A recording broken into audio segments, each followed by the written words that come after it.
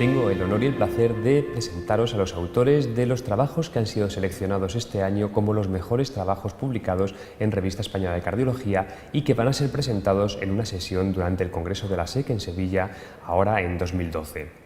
Estos trabajos son seleccionados en primer lugar por las secciones. Cada sección de la Sociedad Española de Cardiología escoge los 2 mejores trabajos y Revista Española de Cardiología pone todos estos resultados en común y selecciona los mejores para ser presentados durante esta sesión. Son trabajos de una calidad indiscutible. Los autores van a hacer un resumen de las limitaciones y de las ventajas que tiene cada uno de estos trabajos, de lo que aporta a la comunidad científica cada uno de estos trabajos, y estoy seguro de que vais a disfrutar con todas estas presentaciones, tanto por lo menos como nosotros desde Revista Española de Cardiología. A continuación os dejo con los diferentes autores que van a hacer el resumen de estos trabajos.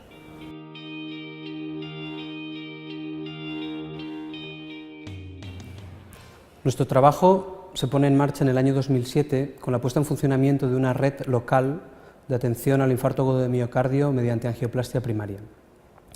Esta red abarca la zona norte del área metropolitana de Barcelona, aproximadamente unos 800.000 habitantes. Entonces, en la angioplastia primaria el tiempo desde el primer contacto médico hasta la reperfusión es muy importante. Se recomienda que ese tiempo tiene que ser inferior a 120 minutos. Esto ya sabemos que tiene implicaciones pronósticas.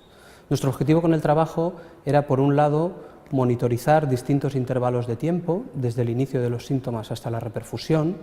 Entonces, tomamos, por un lado, la hora de inicio de los síntomas, la hora del primer contacto médico, la hora de la indicación del procedimiento, la hora de la llegada del paciente a la sala de hemodinámica y, finalmente, la hora de reperfusión. Esto nos generó distintos intervalos que fueron los que analizamos. Por otro lado, en los retrasos, el sitio donde se produce el primer contacto médico nos parece que es muy importante y nosotros diferenciamos a los pacientes en 3 grupos. Por un lado, los que contactaban en nuestro hospital, los que contactaban en hospitales comarcales de nuestra área de influencia y que requerían el traslado hasta nuestro centro, y finalmente los pacientes que tenían una atención extrahospitalaria por parte del sistema de emergencias médicas.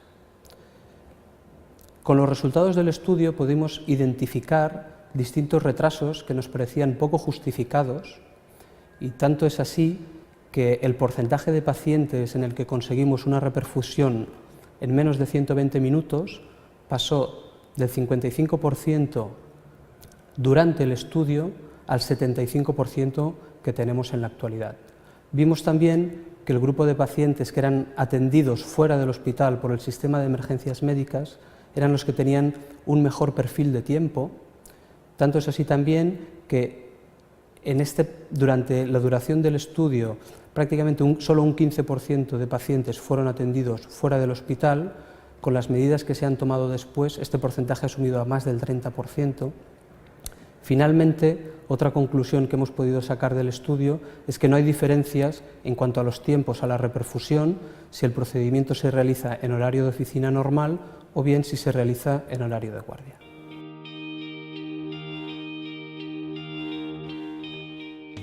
Nuestro artículo se titula Utilidad de la coronariografía no invasiva mediante TAC multidetector de 16 detectores en pacientes sometidos a cirugía de recambio valvular. Como todos sabemos, en cardiología uno de los campos bastante importantes son los pacientes valvulares, y estos pacientes, antes de ser sometidos a cirugía de recambio valvular, han sido estudiados previamente mediante coronariografía invasiva, lo que implica hacer un cateterismo como la gente vulgarmente conoce.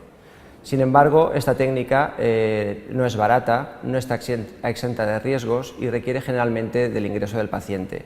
Por lo cual, en los últimos años, de hecho se está celebrando ahora el 10º aniversario del desarrollo del TAC multidetector, se empezó a investigar la utilidad del TAC multidetector como sustituto a la coronariografía invasiva, con resultados muy aceptables en pacientes con cardiopatía isquémica.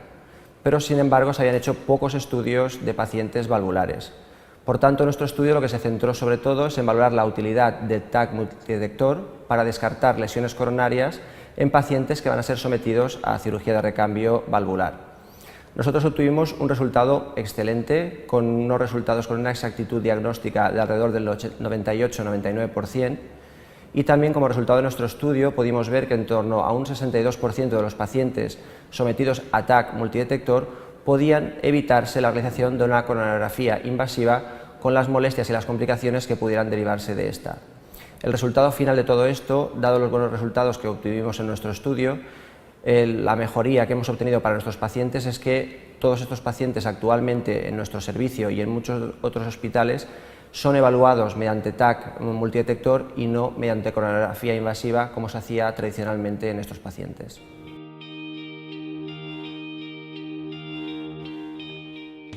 Voy a presentar el estudio Daríos esta tarde y es un estudio que ha involucrado a más de 10 comunidades autónomas con más de 28.000 participantes en total.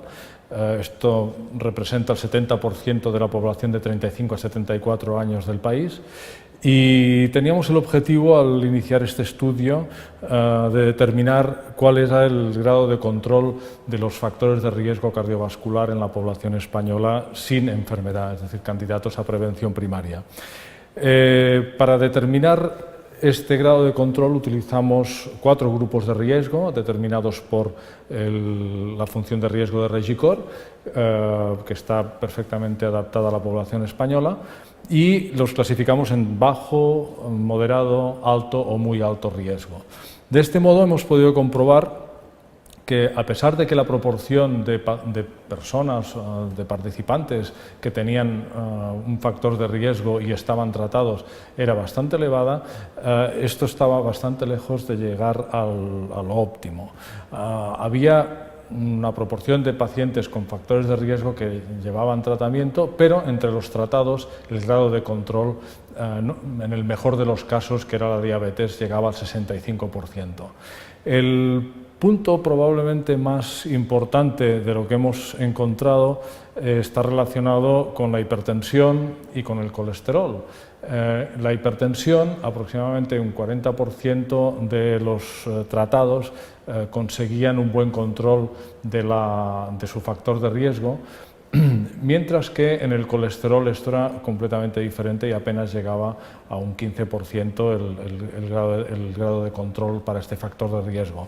El quid de la cuestión no está solo en el global del grado de control, sino en el hecho de que cuando separamos el nivel de control por nivel de riesgo, es decir, bajo, moderado, alto, muy alto, nos damos cuenta que cuanto más alto es el nivel de riesgo, peor es el control de ese factor de riesgo en cuestión, colesterol, hipertensión, etc.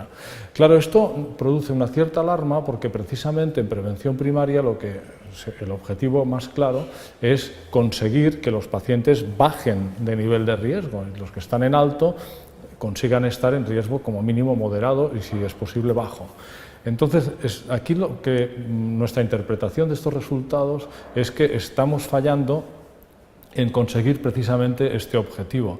Lo que desearíamos es que con el tratamiento consiguiéramos reducir el número de pacientes de alto y muy alto riesgo a, como mínimo, moderado. Y además, el hecho de que no estén bien controlados indica que están identificados como de alto riesgo, están identificados como pacientes candidatos a tratamiento, están tratados, pero no están tratados con la suficiente intensidad como para hacerles saltar de riesgo a un riesgo más bajo.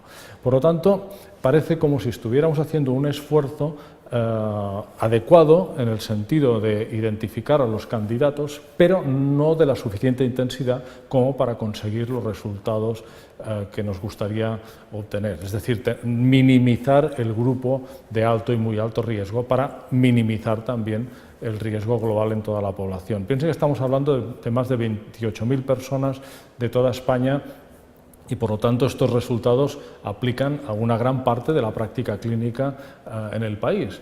Por lo tanto, son perfectamente extrapolables a cualquier comunidad autónoma, aunque no todas hayan participado en el estudio. Me gustaría también destacar 2 hechos que me parecen muy relevantes. El primero es que, en el caso del colesterol, la proporción de tratados entre los que tienen el factor de riesgo es relativamente pequeño y, además, depende de las guías de práctica clínica que uno pueda preferir, ¿no? Si uno se adhiere a las guías de práctica clínica de la Comunidad Europea, las que promueven las sociedades europeas, se da cuenta de que los médicos españoles probablemente no utilizan como objetivo 200 miligramos por decilitro de colesterol total, sino que apuntan más a 250. Nos hemos dado cuenta de esto simplemente por el hecho de que cuando dividimos a los participantes por grupos de riesgo y analizamos la proporción de tratados que están bien controlados, si tenemos en cuenta el objetivo de las guías europeas, no se llega ni a un 5% de cumplimiento y de buen grado de control, mientras que si utilizamos el nivel que se acepta en las guías adaptadas en España, probablemente estaríamos entonces mucho más cerca del 30-40% de grado de control. Yo creo que esta es una evidencia que pone de manifiesto el hecho de que las recomendaciones europeas pueden no ser totalmente bien recibidas, al menos sensu stricto, por los médicos españoles, que prefieren adaptar las guías a la realidad del país. ¿Y por qué digo esto? Simplemente por el hecho de que la distribución de colesterol en el país es una distribución que está sesgada hacia valores altos. Por lo tanto, si uno piensa en cuántas personas de la población están por encima de 250 miligramos por decilitro de colesterol total, probablemente estaríamos hablando de más de la mitad o de prácticamente la mitad de la población española. Claro, esto pone en un compromiso a los médicos de atención primaria a la hora de hacer prevención primaria. Es prácticamente imposible tratar a la mitad de la población de 35 a 74 años por esta vía. Evidentemente lo que se hace es seleccionar a los participantes, clasificarlos por riesgo y entonces atacar el problema en los de alto y muy alto riesgo. Pero, desde mi punto de vista y como conclusión del estudio, creo que lo que hay que entender bien es que si uno decide hacer un tratamiento, tiene que hacerlo decididamente, tiene que hacerlo convencido de que hay que dar las dosis necesarias para alcanzar el nivel de control, porque de otra manera los pacientes que reciben este tratamiento están recibiendo un tratamiento que no les hace cambiar de riesgo a un riesgo más bajo. Esta sería, en definitiva, la conclusión del trabajo que presento, el estudio Daríos. Hay una página web de este estudio que permite a cualquier usuario calcular libremente la prevalencia de cualquier factor de riesgo y combinación de los mismos y trabajar con esta base de datos de unas 28.000 personas de todo el país para responder a cualquier pregunta que se le pueda ocurrir. O sea, uno puede combinar todo tipo de factores de riesgo con y sin diabetes, etcétera, de una manera muy fácil de entender y muy bien explicada, y por lo tanto invito a cualquier interesado a que haga esta visita a Daríos. Yo creo que buscando en internet es muy fácil encontrarlo. En cualquier caso sería www.darios.imim.es y ahí tienen a su disposición la página web.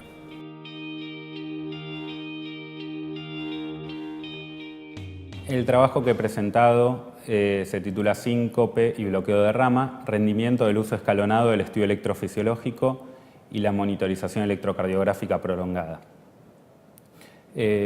Como introducción, los pacientes que presentan síncope y bloqueo de rama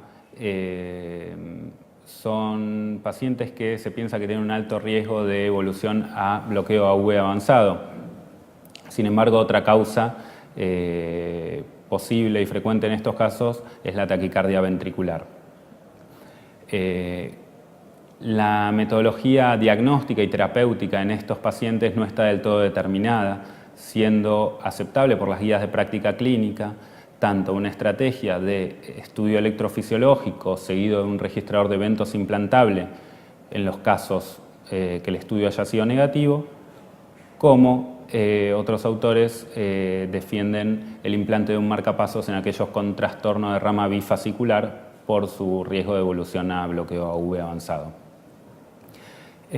Para evaluar este protocolo diagnóstico, nosotros incluimos a 85 pacientes con síncope y bloqueo de rama, definido como una duración de un QRS mayor a 120 milisegundos.